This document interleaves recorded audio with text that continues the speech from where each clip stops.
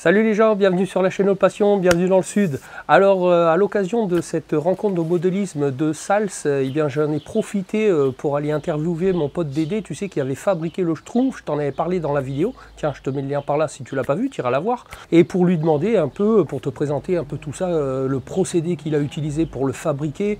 Il te montrera un peu l'intérieur du sous-marin, ce qu'on peut y retrouver, les difficultés auxquelles il a été confronté. Ah oui, je te rappelle aussi que eh bien, lorsque tu décides de faire une reproduction de quelque chose d'existant, eh bien, il faut quand même se rapprocher, comme il l'a fait, de l'auteur, à savoir Peyo, pour avoir les autorisations de reproduction, bien évidemment, je te le rappelle encore une nouvelle fois. Bon allez, sans plus attendre, je t'emmène avec moi dans cette petite interview que je t'ai concoctée. C'est parti. Regarde, je suis avec Dédé là, le concepteur du sous-marin, du Schtroumpf. Il va nous en dire un peu plus comment lui est venue l'idée déjà hein, de faire ce sous-marin là. Alors bon, tu sais, lui il est spécialisé dans les sous-marins de BD. Hein, donc. Alors on va lui demander déjà comment lui est venue l'idée de ce sous-marin là, hein, parce qu'il en a fait d'autres, hein, je te précise, je lui ferai une petite interview sur le sous-marin de Tintin après. Mais là on va te présenter celui-là, de savoir un peu comment il s'y est pris, il va te montrer tout ça. Alors Dédé, ce sous-marin des Schtroumpfs là, dis-moi un peu comment ça t'est venu l'idée, et puis comment tu t'y es pris, et puis tu nous expliqueras le process de fabrication, et puis un peu comment ça marche. Alors comment je peux dire? Alors déjà, on me connaît sur le net, et essentiellement dans le modélisme pour les sous-marins de bande dessinée. Ça c'est vrai. Voilà, je me régale là-dessus, bon, j'ai trouvé mon créneau. J'ai commencé donc il y a bien longtemps avec les Tintins. Il y a eu plusieurs prototypes, c'est pour ça que bon, ça c'est l'un des derniers, de par sa conception. Ensuite, ben, j'ai continué à faire les sous-marins de Spirou et d'autres sous-marins, et dont le sous-marin des Schtroumpfs. Je suis tombé il y a quelques années sur une bande dessinée qui était un bonus d'une BD qui venait de sortir des Schtroumpfs. Et dans ce bonus, ben, il y avait donc le Schtroumpf sous-marin. Donc pour le faire, en fait, je suis allé voir un collègue à moi qui a un tour, et j'ai commencé donc à faire le master. Alors le master, le voilà. Ça c'est la vue de dessus. Donc ça, le master, pour te préciser, en fait, eh bien c'est le gabarit qui permet de faire le moule. Parce que je te rappelle que ce sous-marin, en fait, il est tout en résine polyester. Hein. Alors Dédé, à partir du master, qu'est-ce qui se passe une fois que tu as fait le master en bois? Le master, il faut imaginer qu'en fait, il se trouve à l'intérieur. Voilà. Donc on fait un plan, ce qu'on appelle un plan de table. On partage en fait le master, la pièce d'origine, hein. On la partage par le milieu et on va commencer donc à résiner. Avant de résiner, on va mettre le gel cote. C'est cette partie qu'on voit verte douce. Pour qu'il y ait une finition parfaite extérieure. Ensuite, par derrière, on met la résine. Donc la résine va être posée. Voilà. Et une fois qu'on démoule, on se retrouve avec cette partie-là. Une demi-coque. Bien démoulée. Voilà. Évidemment, on prend le deuxième master, on fait la même chose sur l'autre partie, on assemble. Et on a un œuf Kinder. Voilà, exactement. J'ai fait exactement pareil pour le kiosque. Et ensuite, ben, le même procédé un peu pour toutes les pièces. Après, évidemment, il faut mouler le kiosque, le périscope. Ça, c'est bien sûr. Une autre procédure avec la résine PU. Hein. Combien de temps de travail pour fabriquer des masters à peu près hein? Et puis, tu te faut une bonne journée pour le mettre en place et que ça sèche. Voilà. Ok. Ensuite, tu démoules. Et ensuite, tu es obligé de refaire la vraie coque en fait. Voilà. Exactement. Donc là on est bien d'accord, c'est le négatif de la coque finale. Si j'avais par exemple un vrai sous-marin, je sais pas moi, un master de vrai sous-marin, j'aurais fait la même chose. J'aurais sorti le vrai sous-marin à l'intérieur et j'aurais exactement la définition exacte du sous-marin. Donc tu as bien compris que ces pièces en fait te servent à faire les coques à l'intérieur. Hein. Alors tu es d'accord avec moi que là encore, tu vas me dire oui mais là c'est simple, c'est un master au bout du compte qui est lisse. Évidemment après je l'ai coupé. J'ai fait les effets, j'ai été obligé de mettre le kiosque, la colorette, bien sûr. Mais il faut savoir que sur certains sous-marins, tu as aussi du détail, tu as beaucoup de détails. Et là, tu vois, je te montre un autre master. Donc là, on a vu un master en polyester. Et là, maintenant, je vais te montrer un master en silicone RTV. En silicone RTV. L'avantage silicone RTV, tu vois. Donc là, on est sur celui-là. On est sur le bathyscaphe. Tu te souviens, le silicone RTV, je t'ai fait une vidéo pour la reproduction de pièces. Tiens, je te mets le lien par là, tu iras la voir. Et bien là, il a utilisé exactement le même principe, mais pour une plus grosse pièce. C'est aussi ça l'avantage, parce que le silicone RTV, ça te permet aussi de démouler des pièces qui sont un peu plus touchy en termes de, tu vois, de structure, avec des contre-dépouilles éventuelles. On est sur un jouet de 1975.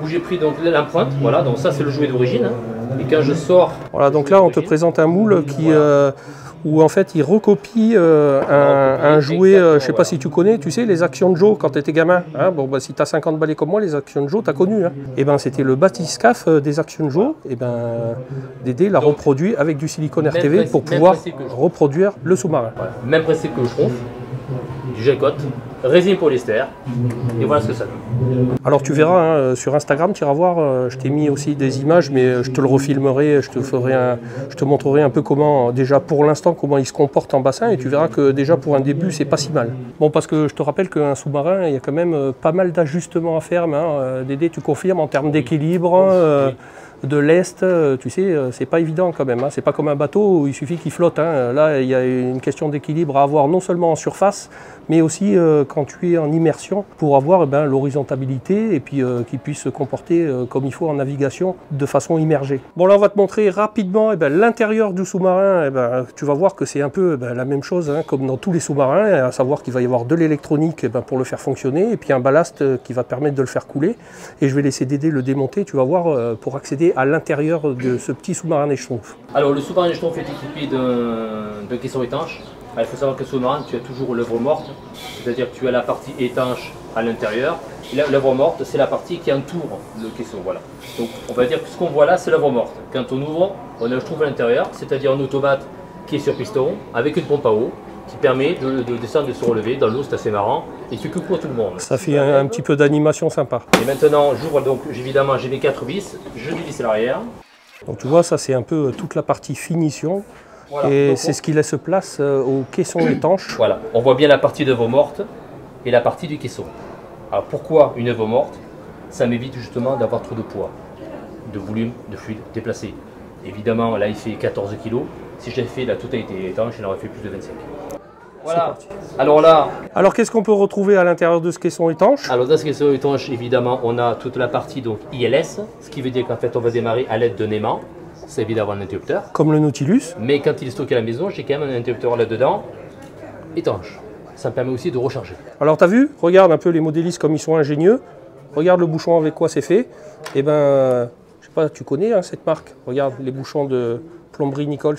Tu as vu? Et ben voilà, on utilise ça aussi. Des fois, il ne faut pas s'embêter la vie. Ça marche très bien. Donc évidemment, la vitre, c'est pas du plexi, c'est du polycarbonate. C'est important, sinon ça a tendance à se fendre. L'intérieur, évidemment, j'ai mis quelques petites lumières, bon, pour que ça fasse joli la nuit quand je le sors. Voilà. Sinon, là, on a la pompe à eau. Le ballast, fait par mes soins, hein, les gars. Il fonctionne super bien. Voilà, avec toute donc ça avec le contrôleur d'assiette, c'est-à-dire qu'il va gérer l'inclinaison du sous-marin et le récepteur. Ensuite, je ne sais pas si on le voit bien, mais à l'intérieur, il y a une partie jaune. Cette partie jaune, c'est les accus, c'est les piles. Qui servent aussi donc de lest. Exactement. Donc, en bas du sous-marin. Je peux gérer donc le poids de mes batteries à l'aide d'un rail. Ça me permet évidemment de bouger l'assiette. Tout dépend si l'eau est chaude, donc froide, chlorée. Voilà, on va jouer là-dessus. Le problème des bandes dessinées, c'est toujours pareil, c'est assez amusant à voir, mais souvent techniquement c'est très compliqué. Et lui, il est plutôt compliqué. Alors d'abord, on peut s'imaginer, on le voit bien sur la photo, on se retrouve avec l'hélice à l'arrière du gouvernail. Alors normalement, c'est l'inverse. Le problème, évidemment, c'est que le sous-marin va avoir un comportement un petit peu aléatoire, c'est-à-dire qu'il va réagir 15 secondes après avoir demandé la direction. C'est pour cette raison que j'ai triché un petit peu et j'ai rallongé le gouvernail avec une feuille de plexi. En termes de navigabilité, c'était un peu mieux de faire comme ça parce que c'est effectivement dans les premiers temps, quand on a fait comme sur la BD, la direction, c'était pas terrible. En plus, moi, le souci, c'est que normalement, un sous-marin a toujours des ailerons pas de direction, mais pour le stabiliser, et lui n'en a pas. Donc évidemment, j'ai été obligé de gérer la stabilité justement grâce au déplacement de masse à l'intérieur. En tout cas, merci Dédé pour ces petites explications sur ce superbe sous-marin. Et puis, bon, je te mettrai évidemment des images du sous-marin dans le bassin. Hein. Et puis, il y a encore un jour à faire, donc je t'en mettrai d'autres et tu verras qu'il fonctionne superbement bien.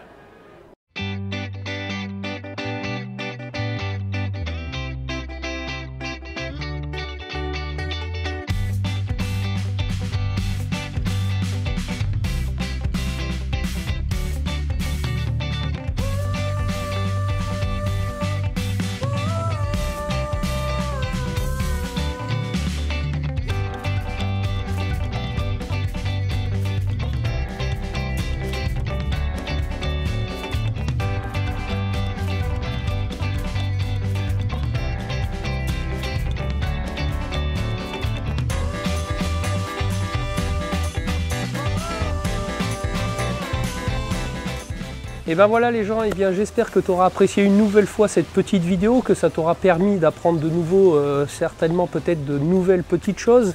Tu as vu dans la vidéo finale où je te présente ce magnifique petit sous-marin des Schtroumpfs, je me suis permis d'aller piocher un peu des images autres dans un autre environnement sur la chaîne de Dédé. Alors cette chaîne c'est Racam Productions, je te mettrai le lien dans la description, tu pourras aller voir, il fait des montages superbes sur un peu l'ensemble de ce sous-marin, des manifestations diverses et variées où il a participé. Et puis tu pourras aller voir aussi, il a fait un petit montage un peu en stop motion pour présenter le début lorsqu'il s'est penché sur la réalisation de son bathyscaphe Action Joe. Et puis tu pourras trouver ça sympa. Bon comme d'habitude, si jamais cette vidéo t'a plu, je l'espère en tout cas, je compte sur toi pour me le témoigner, me le dire dans les commentaires, à partager la vidéo sur tous tes réseaux. Je te rappelle que tu peux me suivre sur Instagram où je te poste d'autres contenus, que si tu n'es toujours pas abonné à la chaîne, je t'invite à le faire. Puis surtout d'activer la cloche avec toutes les notifs pour être averti de la sortie de mes prochaines vidéos. Que tu peux toujours aller checker mes anciennes vidéos, tu pourras trouver ça utile, divertissant, enrichissant. Et moi je te dis à bientôt pour une prochaine vidéo. Allez, salut les gens!